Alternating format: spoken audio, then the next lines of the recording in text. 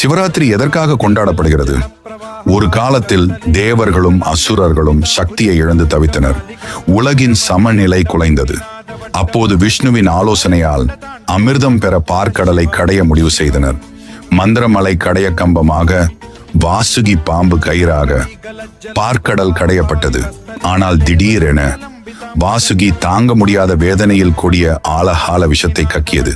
அந்த விஷம் பரவினால் உலகமும் அழியும் நிலை. அச்சத்தில் உறைந்த தேவர்களும் அசுரர்களும் சிவபெருமானிடம் சரணடைந்தனர். உலக நன்மைக்காக சிவபெருமான் அந்த விஷம் அனைத்தையும் தானே அருந்தினார். விஷம் உடலுக்குள் செல்லாமல் தொண்டையிலேயே தங்கி அவரின் கழுத்து நீளமாக மாறியது. அதனால்தான் அவர் நீலகண்டன். உலகை காத்த அந்த புனித இரவையே மக்கள் இன்று சிவராத்திரி என வழிபட்டு கொண்டாடுகிறார்கள். சிவராத்திரி பற்றி அனைத்து சுவாரஸ்யமான விஷயங்களும்